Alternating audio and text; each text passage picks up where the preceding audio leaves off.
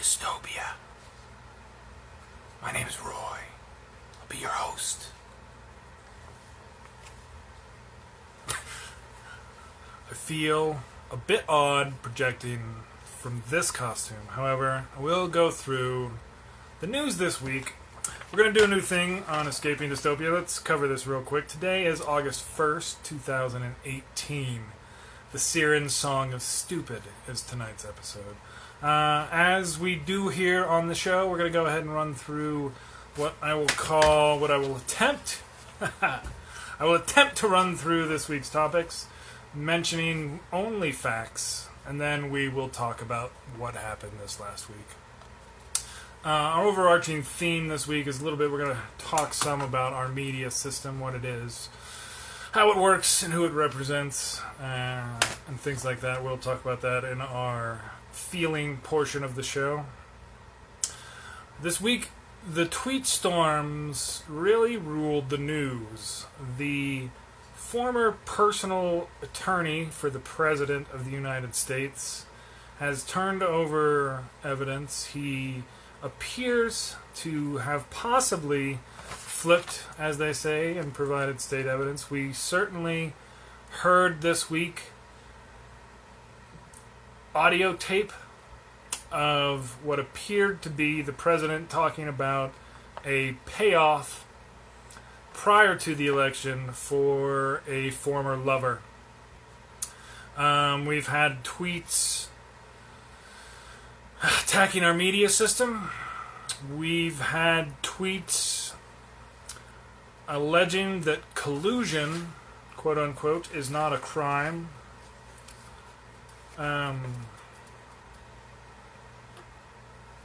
We've had tweets warning other countries, particularly Iran, not to ever threaten the United States again.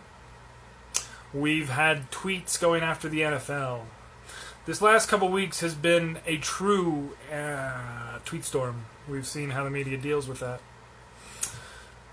I can't say that as a fact. All right. For the immigration update, the last couple weeks, yesterday, I believe, a judge ordered the Trump administration to cease and desist forcing narcotics on the children they had under their care without the consent of their parents.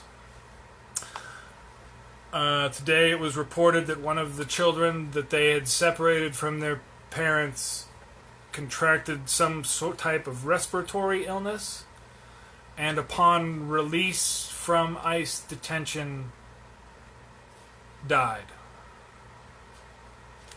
There are over 1,000 children that have apparently been deemed ineligible to be returned to their parents for various reasons.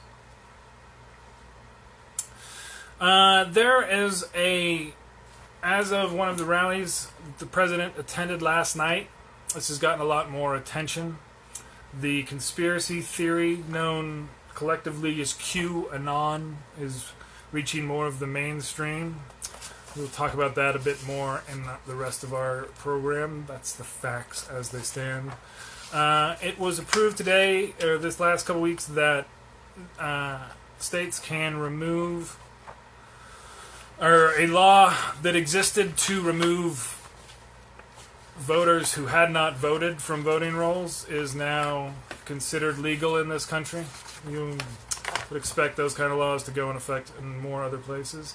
It became apparent in the last couple of weeks that the President of the United States does not know basic facts about how grocery shopping works, how stealth fighters exist, and what trade deficits are. The chief economic advisor for the United States, Larry Kudlow, has flagrantly misrepresented economic data and the results of the tax cut this week. We'll have some tips later on dealing with long-term mental anxiety created by someone you can't remove from your life. A couple strategies for that. I think this will be helpful. Talk a little bit about socialism. And also, Facebook revealed this week that the Russians are... Oh, excuse me, they did not say that the Russians are back. That is an inference. They said there was activity very similar to what had happened prior to the 2016 election happening once again. And with that, we'll get rid of this silly cowl and discuss what actually happened. So, those were the facts for this last couple weeks. I'll tell you what, these last couple weeks have been very interesting. The step up, obviously, of the attacks on the investigation into his own activity have continued quite strongly. That's one of our kind of overarching themes. I was going to do a whole episode, and I need to do some other types of episodes, I should say, about that kind of stuff. But our media system has become an interesting topic, and it's one of those things that the word is so pervasive, everybody has their own concept and notion of what the media is, what it represents, and what you mean when you say that word. Who is this media? And what do they do? My understanding of this, and this is, again, I think I mentioned this over time before, I am actually an educated man in the concept of mass communication. That's what my degree from Colegio was in. So a bit of a history of some of our mass media, and this is what's been really interesting, at least from my side, my perspective, is that our species, as we know, tends to evolve, right? Our genes, as they express in certain patterns, certain types of patterns become more pronounced over time, and those basically we change, right? Humans and all other animals change, but we don't change that quickly. And one of the things that we have evolved into is having these particular brains that we do as they work now. And it's into those brains and into that society that this mass media stuff has come. Now, this is what's really, to me, I find quite fascinating, because when you think a little bit longer term about the human experience and human history and things like that, communication and time for communication and information is kind of seems a bit of an afterthought as we look back on it. But it's something you don't really think about unless you actually really think about how different it used to be. To think, and then that's why, kind of, and now it's not that but things in our lifetime have changed quite a bit, right? This medium that we're using now, right, where I'm using Facebook stuff to broadcast and actually just record and resend this video, which ultimately, when you break it down, is actually quite something of a simple task. But the network currently involved to bring this to you in near real time is actually, wildly both complex and diffuse, which is really interesting about how our current cloud-based almost internet system works. And the cloud, by the way, if you don't know, is basically just a bunch of computers out there on the internet that you're connected to via that internet. There's probably a bit of cloud in between you and I believe the lag from the time I say stuff. This says live in the corner, but I think it's actually like 10, 15 seconds behind.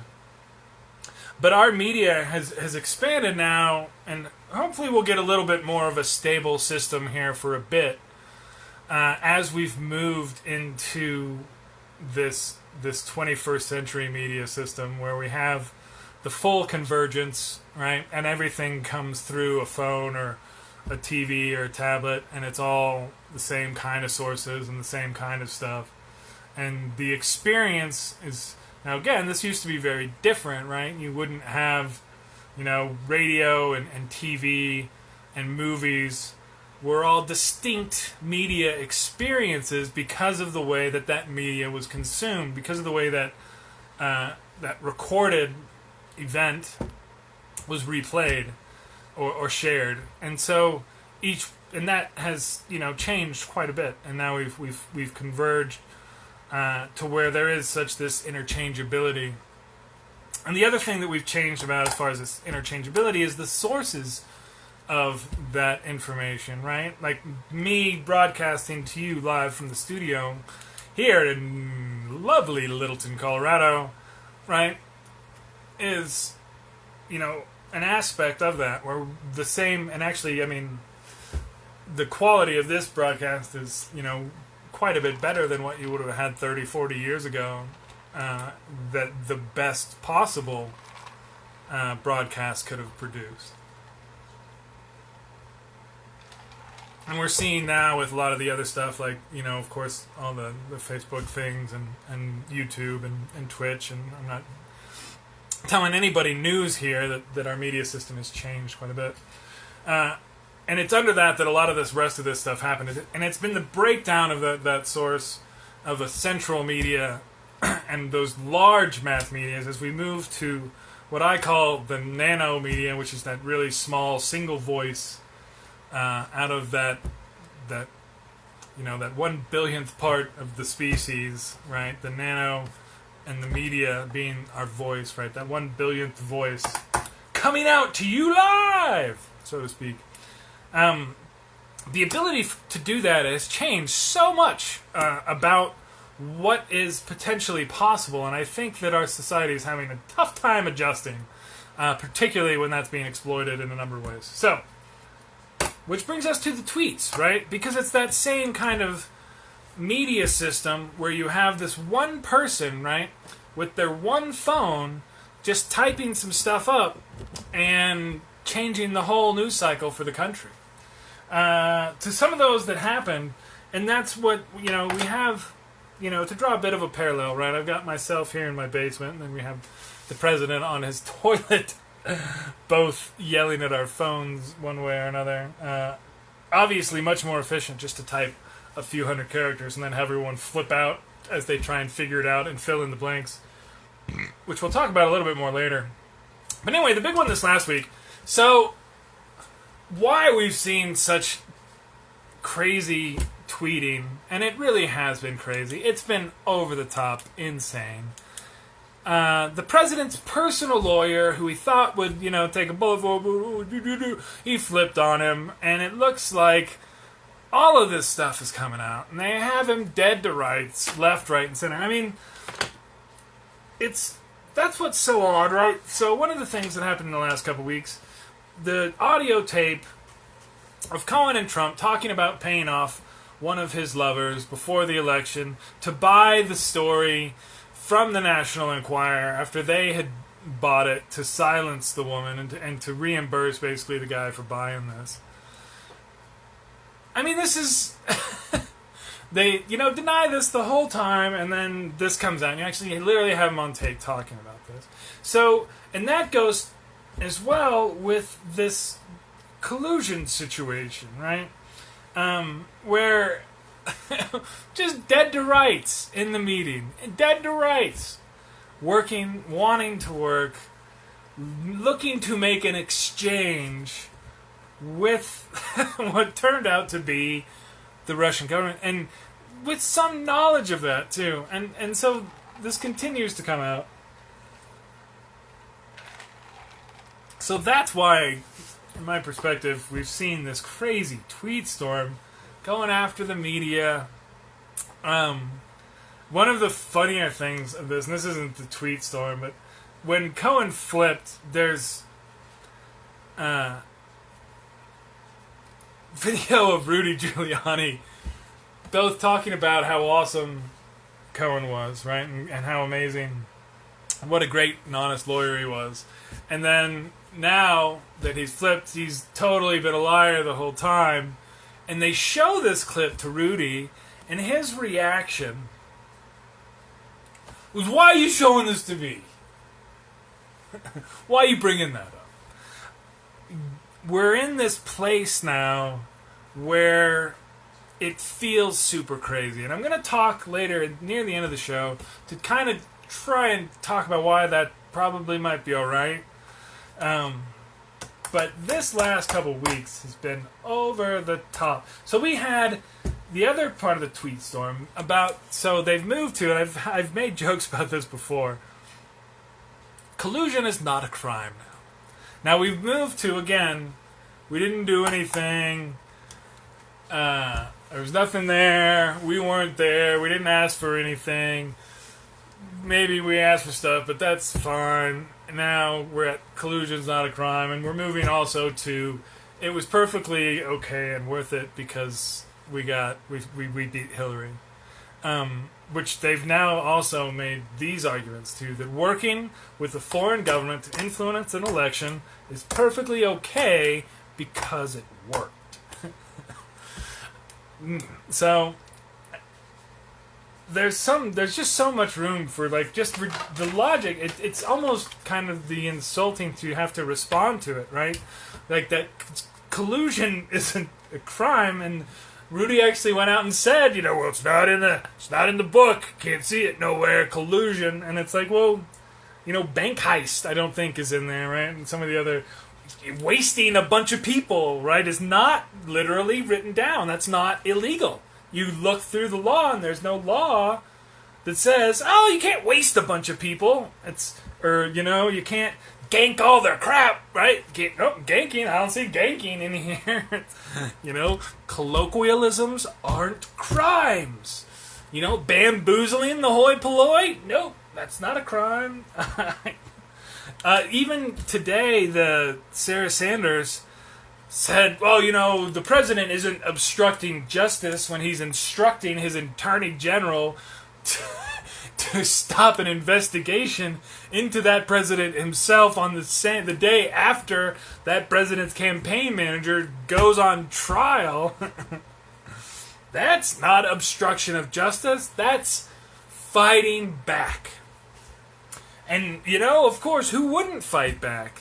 Fighting back is just perfectly natural. And this, he's only fighting back because he cares so much. And that's why he's fighting back. And he's literally actually trying to stop an investigation into himself.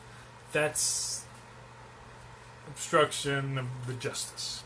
So, and it's, collusion might not be in there, but of course criminal conspiracy is breaking the law, and taking foreign help in exchange for favors is actually known as bribery. There was actually an interesting thing I was reading today or this week as well about the nature of bribery and these kind of federal investigations. The time that you're on the hook for no longer being able to take bribes is once you get the nomination. Like, prior to getting the nomination, I think it's perfectly alright for people to say whatever to you and give you money. But once you are actually up for the nomination, now that whole quid pro quo situation, and quid pro quo, by the way, I mean it's just an exchange of something for something else, that becomes illegal. Very illegal. And that actually is probably one of the distinctions between paying for opposition research, which is not illegal, versus working with the foreign government to hack your opponents, which is very illegal. It's also illegal to promote, apparently, I don't know if it's illegal or violates just the various ethical standards that used to exist. But in the last couple weeks, the president also promoted a book for a media personality that he likes from the Oval Office. Now, this whole kind of picking winners and losers things, of course, this is one of the things that Republicans claimed they were against a while back. Again, another perfect example of hypocrisy. But the hypocrisy thing has also gone off the charts as well. He literally had to, at one of his rallies, or it was actually a speech at the VFW, I believe, told people, do not believe the evidence in front of your eyes and what you hear with your ears. It's lies. That's a dangerous place, and that's where we're at here. Oh, jeez. I was rambling tonight. What are the other distractions? You try to go after the NFL again. And again, these would be stuff for a normal person that would all have destroyed him many, many times over. But we continue to allow this. It's been normalized. The media system, and I'll talk about this a little bit later, has normalized this. And the way they've normalized it is they fill in the blanks for him. when he says stuff that's ridiculous or over the top, they'll, well, what I think he meant was, or what he was trying to say, and it's so that kind of stuff has allowed this to continue to the degree where, you know, people just ignore the stuff that shouldn't be ignored because they can't quickly normalize it, but there's enough other stuff that you can be like, oh, well, okay, but he also ate some food today, so the fact that he was yelling at the media after the mass murder of media a few weeks ago, that's fine. So, and it's hard, again, and as I do this kind of from my perspective, it's hard to try and pick what of those 15, 20 ridiculous tweets is the most important to talk about. Are any of them? And that's why I think the overarching theme here is that these are distractions and that he's panicking. And then you're like, well, he's been doing that for a while. And it's like, yeah, he has been. It's really bad. And one of the things that this are distractions from, though, and this why it doesn't sink in, is the next part, which is this immigration stuff and what's been going on. So as I mentioned earlier, they were ordered by a judge, a federal judge, to stop drugging kids. You gotta, I mean, you can understand, right, why they think that would be okay, right? Because they're screaming and crying, and, well, so they just give them drugs in the morning and night, and especially when you get to the teens and people like that who are fully conscious and realize that they're in a prison with nobody telling them what's going on, and it's fucking with their fucking heads. Here, take this. If you look at how much our government spends on Seroquel, you will be blown away. So, I don't know what they're giving them, but this kind of stuff is really bad. It should be, again, hard to keep talking about the same kind of stuff, but this is really bad. So they had, and I mentioned the other day that it was going to happen, a child got sick while in one of the cages, and they let them out before they died, but they still died from a disease that they got while they were in our care. We had these people who were responsible for this, apparently, or they claim, on Capitol Hill the other day. None of them claimed to have done anything wrong. And yet we have both this death and over 1,000 kids that they can't reunite with their families. Some of the things that they're claiming makes them ineligible. Actually, anything that they say makes somebody ineligible to be reunited with their family makes me ask, who gave you the authority to take them apart in the first place? This kind of stuff, this is, again, and I mentioned this is why I'm still talking about it, this is the line, right? If we let this happen, it's over. It's coming out now, and you knew it was, more of the stories, what they've been telling some of the kids about. And just when the way that a kid's brain can work in that situation, being traumatized, trying to have some sort of explanation for why this is happening, and then you give them one, and it's, well, your mom didn't want you anymore, so, yeah, you're screwed forever. Welcome to America. They were telling kids that. And so when some of these kids would go back with their parents, they'd be mad at the parents because their parents abandoned them and let all this happen to them, is what they were told. They lied to the parents, and it sounds like a lot of these where they're talking, well, there's hundreds of them, they just gave up their rights. They didn't even want the kids. Yeah, they didn't understand what you were asking them to sign, did they? And there's a lot of that going on, too. And when you have the kind of leadership that is bigoted and racist, as Trump and Sessions are, that's the kind of people on the lower ranks who move up. And that's what gravitates in the organization. And that's where leadership matters for organizations. And it absolutely, I think, does. And so I do believe that it makes a difference who is leading, who is saying why we're going this direction, and how fast we should be going, and what should we be doing on the way. I think that matters. And I know people will disagree with that, but I'd love to see some reasons why. Because the reasons why I think it matters are I think, pretty strong. To get back on track, apparently somebody said in Congress that these were like summer camps where kids get drugged and then get diseases and die, which I'm sure happens at summer camp. Ha ha! Man, we've already seen, of course, we're already to the only following the law defense. Except the law hasn't changed yet. Somehow the policy has. So what law were you... What? And you're seeing, again, just this complete lack of responsibility from, again, the party that claimed to be all about personal responsibility. You see that exposed over and over. Over and over. And now you have the Republicans trying to stand up and be like, the media coverage of us taking away these kids is so negative and so unfair. And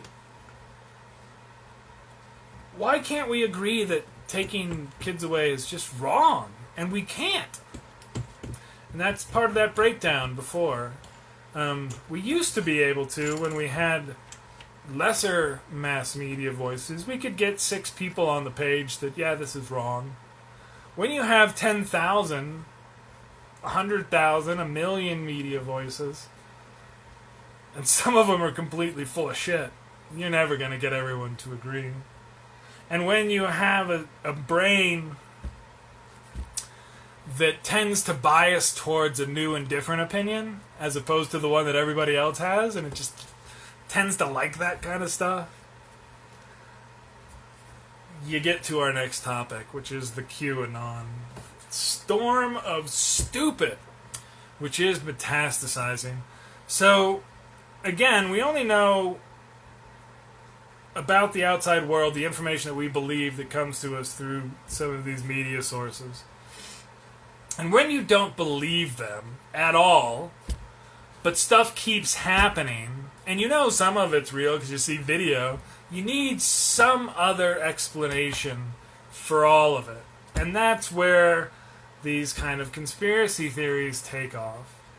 And in the environment where we're having, where the person with his bully puppet, the best pulpit, gets to go out and say these kind of lies constantly and attack the source of information that would counteract those lies, there is a huge vacuum there, which then gets filled with this kind of stuff, particularly for the people who support the president.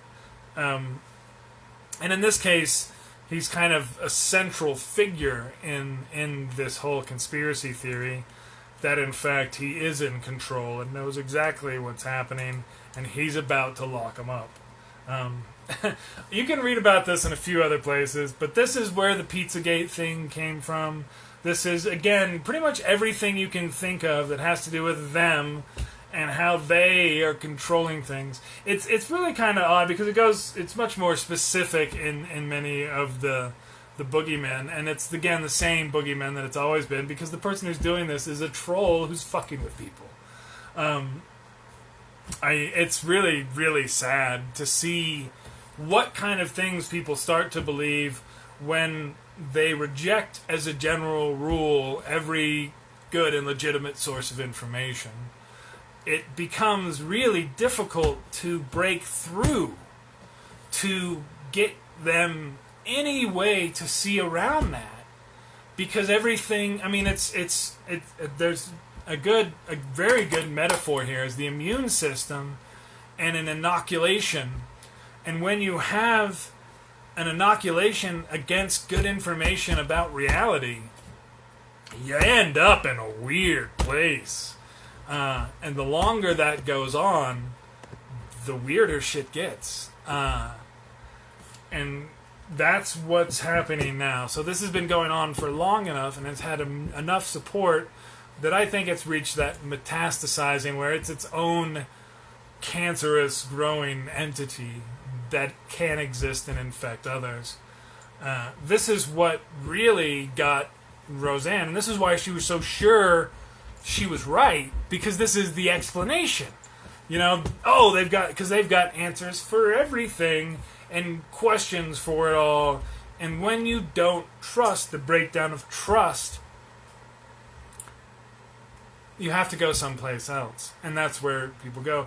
Part of the things that, and this goes, and I'll bring this aspect of it too, because I remember reading about this before we went into Iraq, and they were talking about, and it was an article or series of them about the people of Iraq and how they conceived of the world and what was going on and how they got information. And the kind of conspiracy stuff was really, really big and a big part of that society, because you had the controlled information, and also you had a lot of people, right, in the society that's not there to benefit them.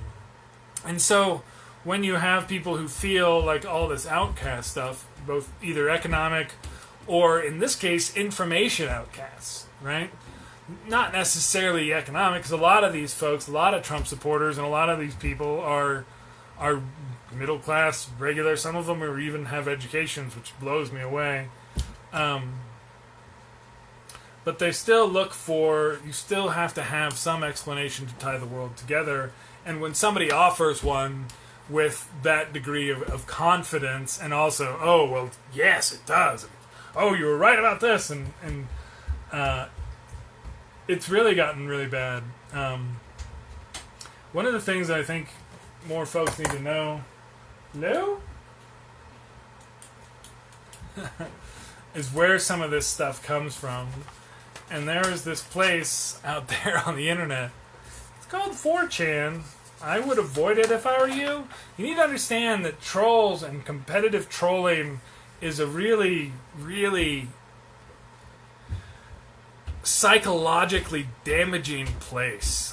And a lot of the people who inhabit these kind of communities are really fucked up in the head.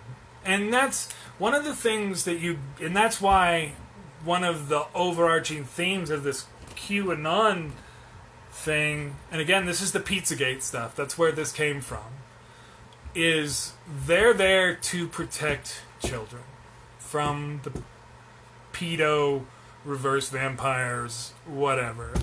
So that's the whole thing, right? And that's why Trump is doing all this.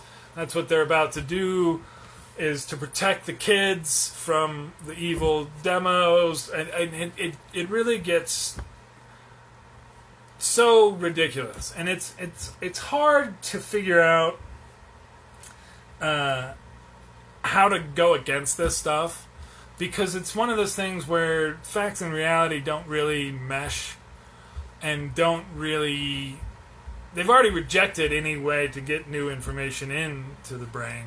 So, and the brain can only work with information that it finds legitimate. So finding a way to get actual, real, legitimate information into this cycle is not easy. The thing about these kind of things, and like other cancerous bodies, if they don't have something to live on, if they don't have a life force to parasite from, they can't continue to exist. So if they can be isolated, they will die. And this is why I do think Facebook and other social media outlets should be banning this stuff and just push it off. And I know you're like, well, if it goes into the shadow enough, light is gonna... there's arguments about how light can be a good disinfectant, and also how light makes things grow. And I think for one of these things, in our media world where there's more than enough stuff out there to take up all your attention, whenever you're giving it to something, that's what has been promoted. And so I do think we need to nip this stuff in the bud. And that's one way to do it. One of the things that should be noted, this as people and the GOP gets further into more ridiculous town, the number of people who self-identify as Republicans keeps going down. It's down to about 25% for the last Pew poll. Might have been 26, which matches the lowest it's been in the last 30 years. So when you see other polls about how, a lot of Republicans think that, and remember that self-selecting group is the smallest political entity in the country, which we'll talk about a little bit later. But I think I'm going to have to actually stop. I've been talking a bunch. All right. See if I can go through a couple things. There's a voter purge coming. If you haven't voted in the last few elections, or you know somebody who hasn't voted in the last few elections and they're planning to vote in this next election, they need to make sure their voter registration is good, because they just made it legal to go and purge voter registrations for people who hadn't voted in a number of elections. They can cheat on this, and that's why everybody's going to have to be real careful in 2020, because there's lots of elections that people don't pay attention to, and you may have missed 3 or 4 municipal elections this last cycle. And you're like, well, they wouldn't remove me from that. Well, they might. If they say, well, you can't remove somebody unless they've missed 3 consecutive elections, and, you missed the special house election for something like that, and you missed the bond thing, and then you missed the city council one. Just saying, this might get kind of nasty, because they found a way to start doing voter purges. And we know that they're not honest. So there is one thing I did want to say, because in the rally the other night, this is my Trump doesn't know basic facts about groceries, stealth fighters, and trade deficits, because he doesn't. And this is one of the things that the media needs to stop doing. Stop thinking that he understands basic things about basic life, because he does not. And this is one of the reasons why he avoids doing any kind of interviews with anybody who's not sycophantic media, and they really, really avoid it because it gets really bad. That's why they don't do press conferences. They're cutting down daily briefings while he's not listening to any of this stuff, because he doesn't, and people are starting to get that, I think, a little bit more, and to the point that I think that's why he avoids this, because somebody would ask him a basic question about life, and he'd so flub it up, like claiming you need an ID to buy groceries. Like, you don't need an ID to buy groceries. And he claimed that you do, seriously, and he thinks stealth fighters are invisible. And they do. They make an invisible plane. They do. She makes an invisible plane, what's her name? Oh, yeah. Lockheed, right? Lockheed, your last? Sorry. The guy's just an incredible douchebag, and he's dumb. And people need to stop filling in the blanks for him. Stop assuming that he knows this. That's one of the things that's difficult, too, because a lot of politicians are really smart. They're really sharp. They're experts, and they do know their shit. That's why they got to that point. He doesn't. He is not a smart man. He's not an educated man. He's an actor who played this thing, and he has a very limited vocabulary, and just does not understand things. And I think he's losing his brain a little bit, but he's dumb.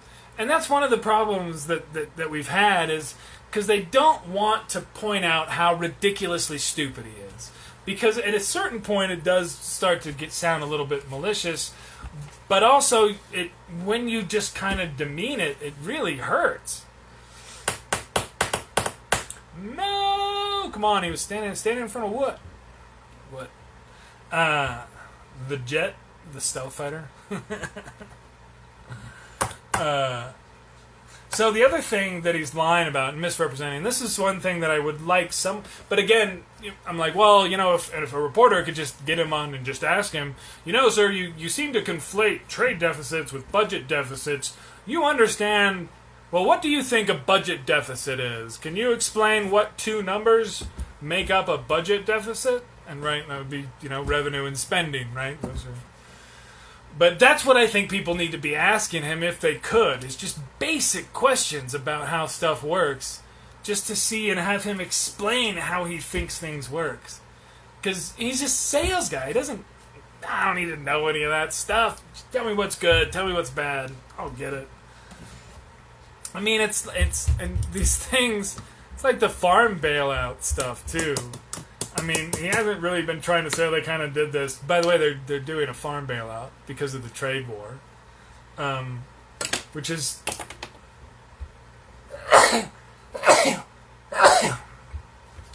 U.S. policy for a long time has been, as long as we can get access to markets, we can compete and win. And we've been doing that fairly effectively, especially for our agricultural products.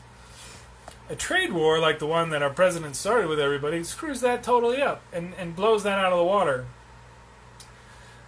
So the response that they've come up with is, oh, well, we'll just bail out the farmers and give them some money. Which is, we're borrowing more money to pay for stuff that we're not selling now because of the trade war. And he thinks this trade war, they're easy to win. He thinks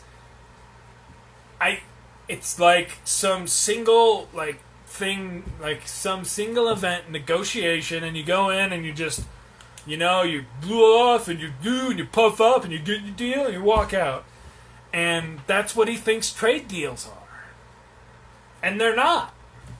And we're almost 2 years into this, and he's got one half deal with South Korea, I believe.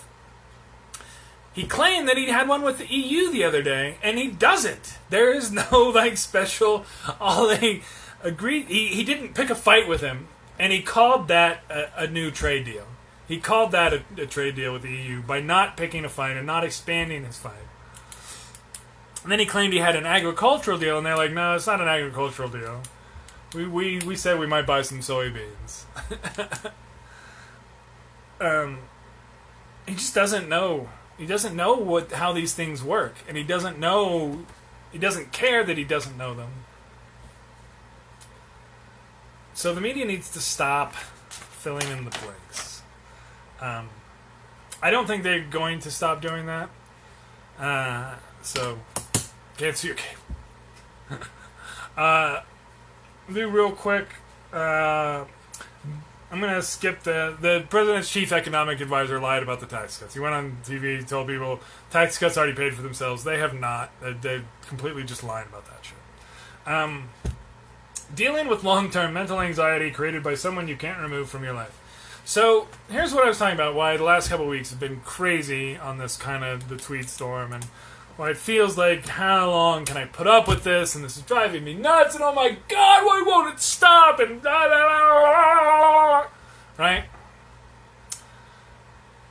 It will end at some point. And usually when things that have been difficult end, they seem much shorter after the end. And because they are, and it's a couple things, a couple metaphors, right? Like when you're reading a book or something, right? You can tell what page you're on, or you know how story arcs go. You know where you are in the story, right? You know that you've only got 20 pages left. You're going to find out this. You're only halfway through. Lots of stuff. Same thing. I'm kind of a horror movie buff, right? And so sometimes things are not progressing or going whatever. I'll, pause it. How much time is left in this? What else has got to happen? So we're very used to these situations where we have a fixed length story. We know when it's going to end. We know how far along we are. And so you can kind of calibrate your energy to that. Like, oh, can I make it to the end of the movie? Or, should I stop reading the book tonight or whatever? So we don't know that here. Right?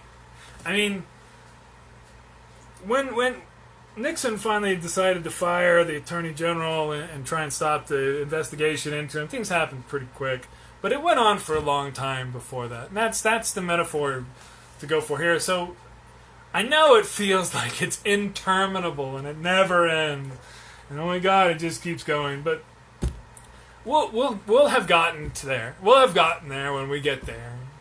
And so to keep and to continue on and do the real fight and the good fight is worthwhile. We'll get there. It's, first time you drive someplace and, you're looking at every street you pass, like, oh, is that it? No. Oh, is that it? No. Oh, no. Oh, is it?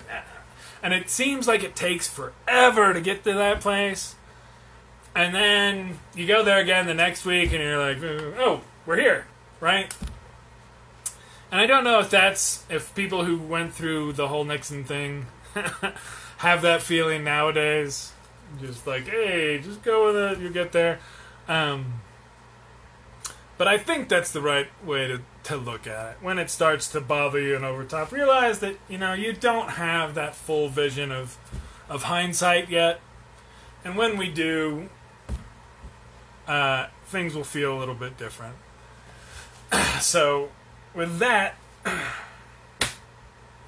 I'm going to copy those for next time. Oh, the Russians are back, by the way. Facebook mentioned that they're doing their social media stuff. So pay attention. Don't let that bother you. Don't let that divide us, right? We all need to stand against the GOP this next time. This is one of the tough, and this is what I was going to talk about. This is kind of off script. The Department of Homeland Security, Kirstjen Nielsen, the white supremacist lady, I don't know if she's white. She seems like one. She finally admitted that it was the Russians. Yeah, the Russians definitely, attacked our elections. She still hasn't admitted that they helped Trump. And that's part of the real problem here. When you have a duopoly, right? You only have two real legitimate political parties, and one of them wins an election with the help of a foreign adversary. What do they do with that power? And that's kind of what we're at here, and that's one of the things why they also, I hope, and it's only going to last for this first cycle, feel uncomfortable wielding that power. Anybody who's good would feel very uncomfortable wielding that power. And so, that's why it's so important to get this election cycle to switch around sooner rather than later. Because if we endorse it, or if it appears to be endorsed by our election system, our country's going to go down a lot quicker than people think it could. Because that storm, right, that mass idiocy that has taken root can destroy the whole. That bothers me a little bit more than the rest of it. So you got to fight the stupid. We got to beat the stupid, because the Siren song of stupid is a lustful tone. With that, I will say goodnight, and I'll see you next time that I do one of these shows. Maybe a week, maybe two, maybe less, maybe more. Peace out. Y'all have a good night.